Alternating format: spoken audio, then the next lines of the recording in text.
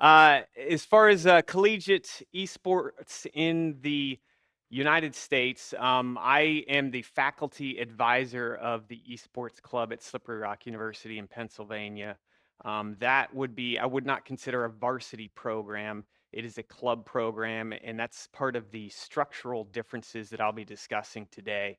And then Leandro created his esports program, collegiate program in Argentina, and he has screencasted a video that I'll be playing at the end of the presentation.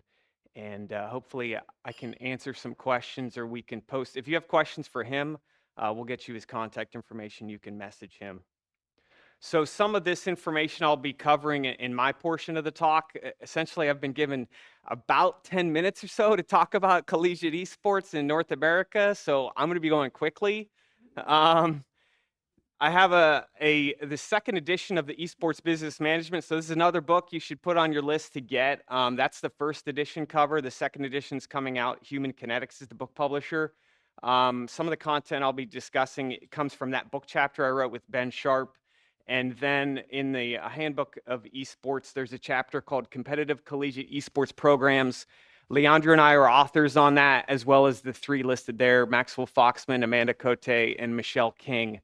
And so that is also content covered in the talk today. So this is one of these things where people want to know, how many collegiate programs are there? And when I'm saying collegiate programs, I'm not talking about academic programs. I'm talking about the competitive teams. How many are there in North America? And people who put out those numbers are pulling it out of their butt.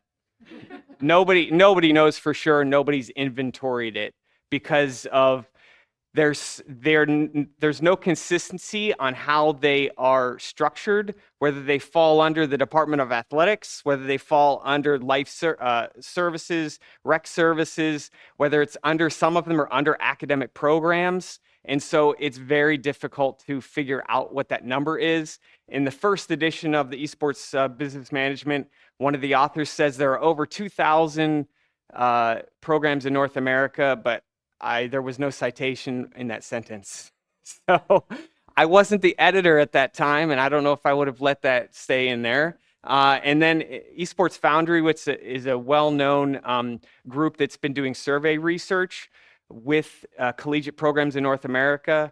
They are on their third report, and they estimate at over 750 programs in the United States, but there are programs in Canada as well. And then there's a few in South America.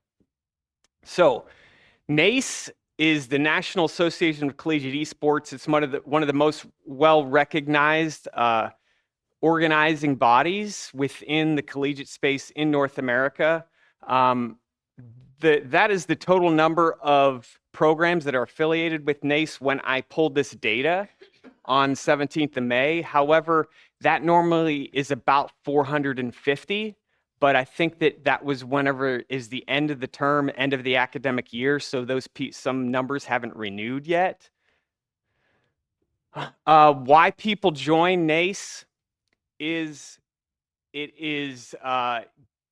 gives a structured way for you to handle competition where there are out of game rules, which is one of my key criteria for what is esports as compared to differentiate it from recreational gaming, is that there's in-game rules, but then there's also out of game rules, and eligibility is a major concern within the collegiate space of people who may be competing for a collegiate team that they're not a student, and that would go against the rules.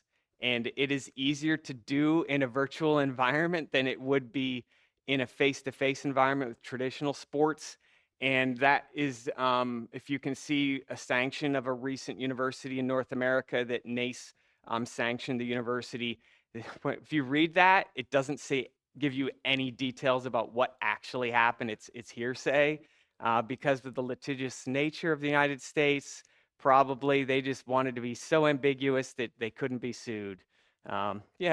So the other thing that's important about NACE is that It is nonprofit, so there's a lot of other organizers that are for-profit, which enters some other issues, and it is self-governed, so members within that organization form a board that then meet on an annual basis to decide what the rules are and potential changes for moving forward for the next year. So those are some of the all major reasons why people like NACE.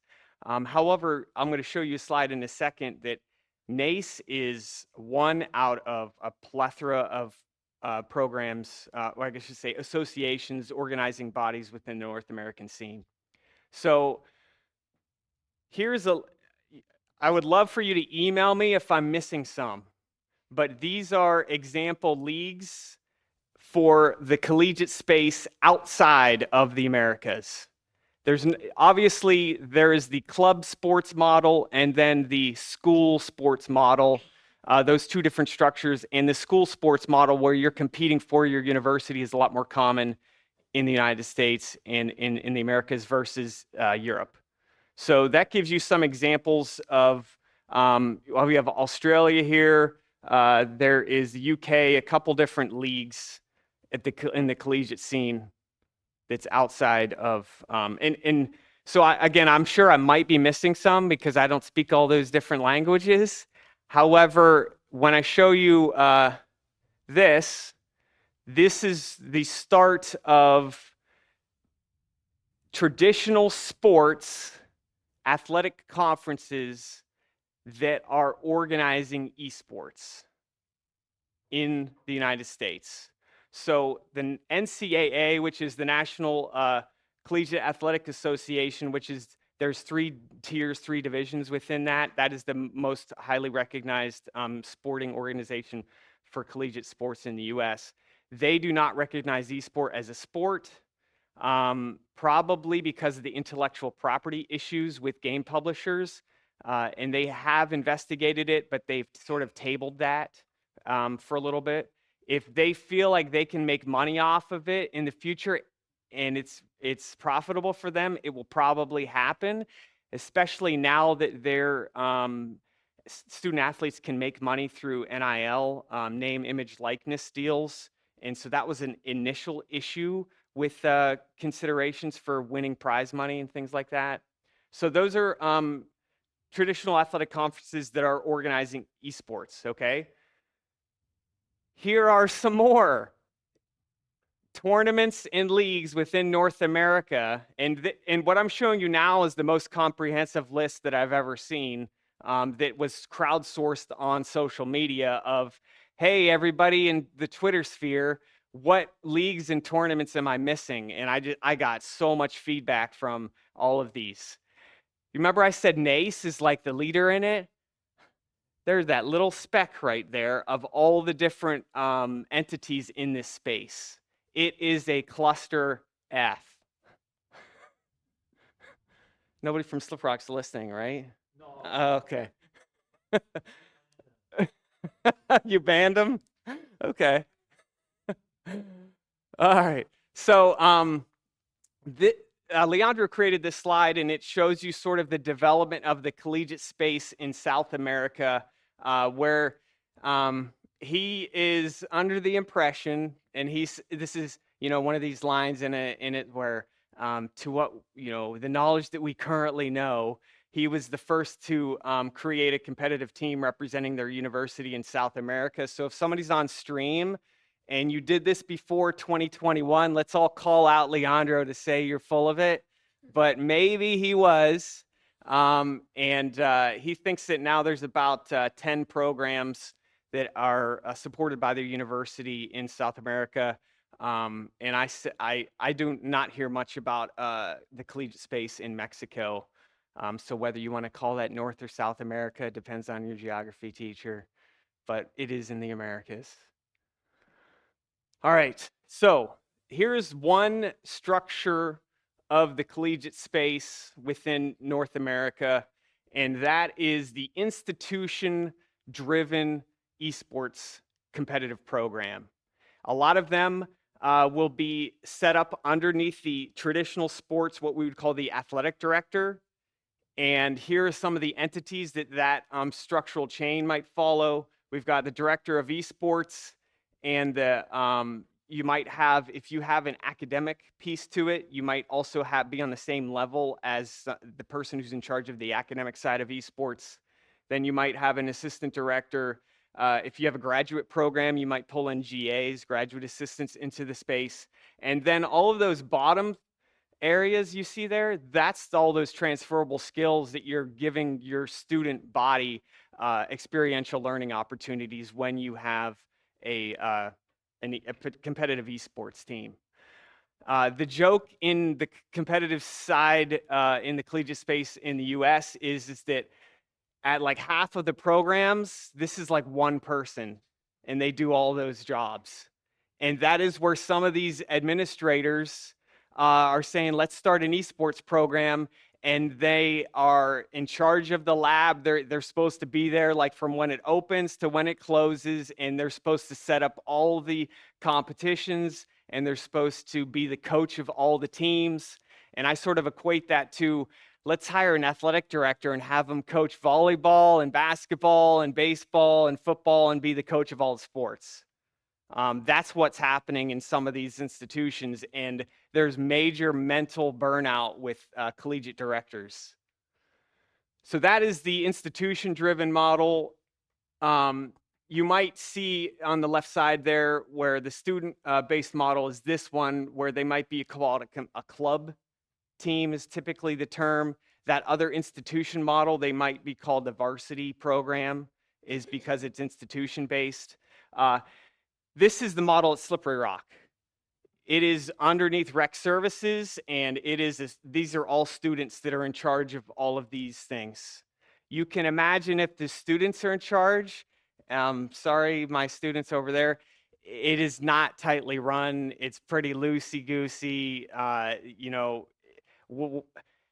A student is only there. Sometimes you're president for a year, and then the next year you get a different person who's the new president of the club, and you got elections, and then you have varying game titles, or maybe the person who is there is really interested in Smash, but then they graduate, and then the incoming students aren't interested in the game titles, and then that falls to the wayside. So it's great whenever you have good student leaders, but if you don't have good student leadership, it is difficult to get things done, really.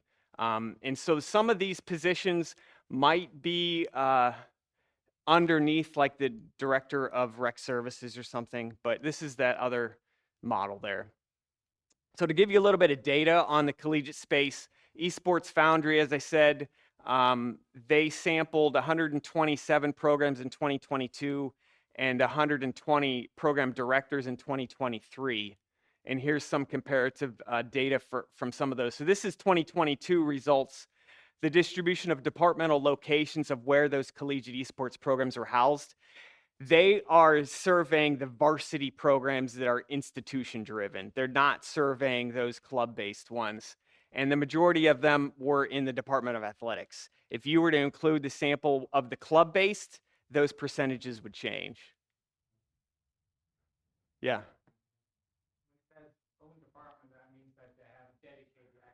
Yeah, it's totally separate. Yes. Yep. So then I didn't get into for NACE for which game titles they include because of this slide here. These are the most popular game titles within the North American collegiate space. Rocket League, Valorant, Overwatch, Super Smash. So this is the Esports Foundry. Are these tiers? There's no official tiers, but that's the way that they set them up.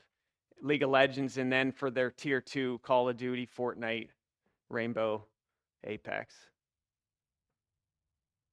And then on the right side, how many leagues did your esports program participate in? Do you remember the slide with all those different leagues and tournaments? The same institution might be in 5 different leagues, organized by 5 different entities based upon game title interest.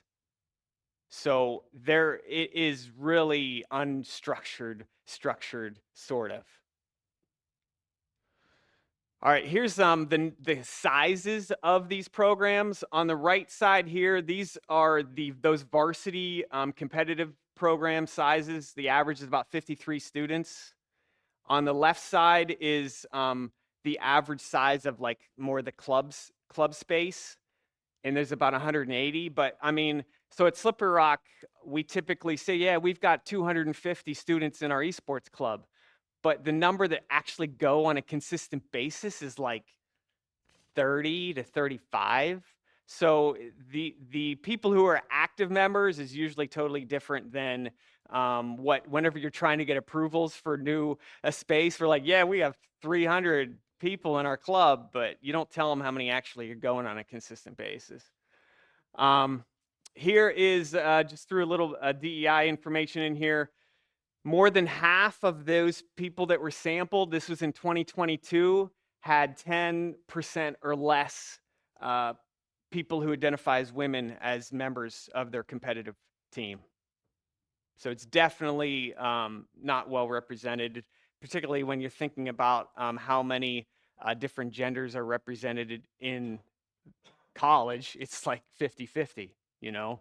So it's not well represented of the student body. Scholarships is always a big interest level for people. Of those who were sampled, this is 2023 data, 68% of those programs offered scholarships. But remember, those were the varsity programs driven by their institution. And a lot of times they're starting these programs because they want name recognition, because they want to increase enrollment, student retention, and they also are trying to attract students that wouldn't normally go to their institution, right? And that's the amount of money that those scholarships were worth. So it is pretty obvious that the programs that have more scholarships to hand out typically perform better because they're able to recruit better esports players. All right, does your esports program currently have an on-campus facility? 92% said yes for that. How many stations does your facility have? So most of them, the largest percentage is between 10 and 20 esports PC setups. I've been working 2.5 years for us to get a facility. It should be done within like another month, and it has 12 stations plus a streaming deck station. It's just that's sort of same thing. They're wanting to start small, see how it goes, and then the idea is hopefully you grow out of that space so that they want to build another space because they see it's being used all the time. However, I can't use that space for my classes because they're not going to let me teach a class at 13 students. My classes are like 35 students. So I can have assignments be done in there on the student's own time, but we can't meet there for a class. Where's your esports facility located? It seems to be split between student union building, classroom building. A lot of times when I've consulted with universities and we talk about where they should put their setup, it is like put it in a high visibility area so that when you're bringing students onto campus to see whether they want to come to college there, then they're all excited because they've got an esports facility. Don't hide it in a basement. All right, so I'm not going to spend time explaining this entirely. This was a lot of fun creating. This is Esports Pathway to Pro. I'm throwing this up here because, and you can see even the tiers of esports on the left side there. If you look at the left side where the yellow says the backwards collegiate pipeline, that is something that is a North American phenomenon that is starting to increase. And that is a term that I coined, so hopefully all of you here will cite me on this, that there are semi-pro and pro players when they are starting to reach the end of their career and their teams are letting them go, they're now taking collegiate scholarships to play in a collegiate team and getting a free education. And that's something that's sort of unique. You don't see too many like former NFL players coming back to play in the NFL. I mean, in the collegiate space, it's the opposite. Yeah, so that's one unique phenomenon in North America. This is something that's really cool. So Maryville University, which is near St. Louis, Missouri, They are one of the top competitive programs in North America. They have announced, this was March, that Luminosity Gaming, a pro gaming org, is hiring their entire, we gotta make sure I say the right game, Overwatch roster to fill a spot in a semi-pro league, okay? The players are going to be paid an undisclosed amount. I don't know how much that is, but the university coaches are in complete control of their training. All the facilities are supported and promoted by the university, but they're filling that whole team spot for that org. And this is the potential business model that might be going forward in North American space. We'll see how that goes, but this is the first time anything like that has happened. And it also helps with bridging. On the previous slide, there was the pipeline problem, which is essentially there's such a major gap between the amateur scene and the pro scene that the semi-pro scene, to get them to the next level, is really difficult in esports. And I think this collegiate space is going to definitely help with that. In traditional sports, we've got like the G League for the NBA, and we've got the whole collegiate scene to help get people to go from amateur to pro. But in esports, it's not supported well by game publishers and other entities. All right, and I'm gonna cut myself off here. This is sort of the facility that we will be building at Slippery Rock, and we'll get this video going. I have actually not watched the video from Leandro, so I'll sit back and watch. Hopefully it's all right. And when that's Hello done, everyone, I am Leandro. Sorry for not being there. Personal issues make me impossible to travel, but luckily for you, you have Seth that I bet he's doing a wonderful job presenting the subject of college esports programs, in which I will continue his introduction. For this particular case, I will be exploring the case of the Argentinian UNLP program, which I created back in 2021. This project was the first institutionalized project in South America.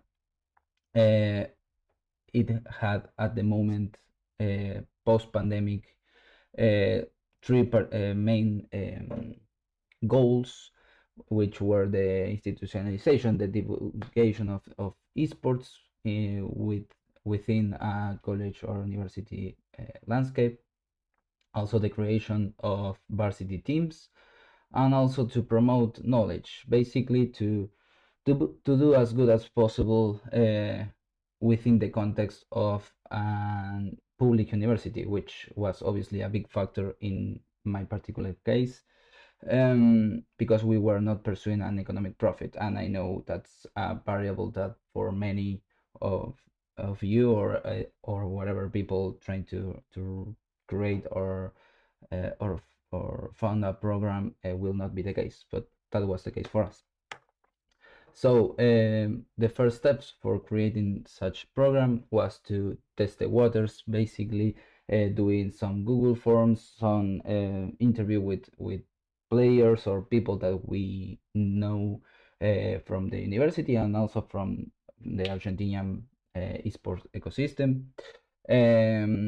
We presented a project that was again delayed by the COVID, and we ended up launching it on September 21, which is a day that in Argentina is to celebrate the students. So we at the start of the program we try to sell it as a way of, hey, this is for you students, graduates from the university, come join us, let's create something interesting in esports, again with the background goals being the creation of teams in the long term and the creation of a community in the short term. So we start, after launching, we start doing a general search of volunteers. This was aimed to basically full the muscle of the project, because obviously at the time we were 3 persons who presented the project. myself as a director, a technical person who was in charge of running for example, the online tournaments which we did, and another person for social media. Which we did first was the branding. Before launching, I must say, we took the university logo and tried to recreate something in the likes of esports. Uh, I think we did a pretty good job. At least the pass of time has not been so rough with us. But the right one is the logo of the project, the college esports program, and the left one is the university logo. So on 2021, 2022, as a season, if we may analyze it that way, we started running online programs, online tournaments, I may say, um, and we had very good success. So we started to having more and more people involved, and even though it was not a paid job or or didn't give credit by any means, it was just at the time, at the beginning, uh, while doing baby step was more like a passionate commitment from the volunteers. And we ended up having our first team in the only 3 months after launching the project, which was pretty much uh, more quickly than we anticipated. And so with that in mind, we started to rush the social management and the tournament organization because basically the reality was pushing us to do such a thing. If you have a varsity team that is competing, uh, representing your university, you are most likely wanting to promote that in your social media and not letting the opportunity pass to you. So that again, in the first couple months, we started to establishing ourselves as a team, as a trying to create a community, trying to create a staff from the team, but also trying to get some social acceptance, for example, doing interviews for a local radio or things of such a matter. While doing so, the important thing was to be as repetitive as possible on the importance of having esports in an academic atmosphere, because that gives you certain kind of validation, um, and also to from the volunteers point of view, to create job opportunities when possible. For example, if a community manager is doing an amazing job, maybe you try to recommend him into pursuing a traditional team esports team job, I may say. Regarding the training facility, that is obviously a subject for many people that is quite exciting. At the beginning, we were not very hopeful because of the limited resources we had. We had very little money, only for covering the expenses of the travels and maybe some food, but not more than that. So thinking on a training facility was kind of impossible at the time. So, as I mentioned, we created the teams. Those were the three first teams: the League of Legends one, the Valorant one, and the Counter-Strike one. While doing so, you create a logo, you create a t-shirt, you start going to events. This is the first event that we went as a group. We traveled with more than 40 people to Buenos Aires capital, and these are the three teams competing in such events. One of them being the most important esports event in Argentina, not only for college team, but you have the best, the creme de la creme of teams of the national landscape competing there, and you are there as your university. Um, Other small things that we achieved during the first years is the grants for the players to go to the gym, and have some dining grants for students. And we ended up with our training facility, which was kind of mad at the moment because we were really not very positive about the we are not expecting it to happen the first year. This was September 2022, 2022, so 1 year after going live with the project. Some additional results to round this up. We created or coordinated the first esports diploma in the university. It's not the first in Argentina, but it's one of the first ones, and it had very, very, very good results. It's not, it doesn't gives you credits to pursue a career, but it's like a diploma that provides you with certain validation that you know esports basically. Also, the globalization of the university brand. Those of you who knows or who plays League of Legends may recognize Viper from from Age of Empires, and in the right one is one of the most iconic YouTubers of Brawl Stars doing a video of himself with our T-shirt just because he wanted to, because he asked me to one T-shirt and he has it. Also, traditional esports organizations promoting the team, for example, the CEO of Isurus Gaming or the social media of Crew Esports, who is owned by Lionel Messi and Sergio Agüero. And lastly, the recognition of the city council of the project as a cultural interest due to its social contribution. That's also an achievement that we had last year, which is kind of cool, to be honest.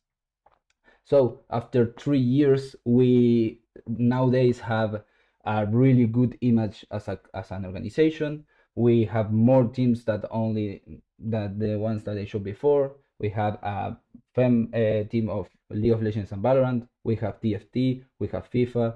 We have like a circular way of introducing students and to have a process of practice of a practitioner within the project.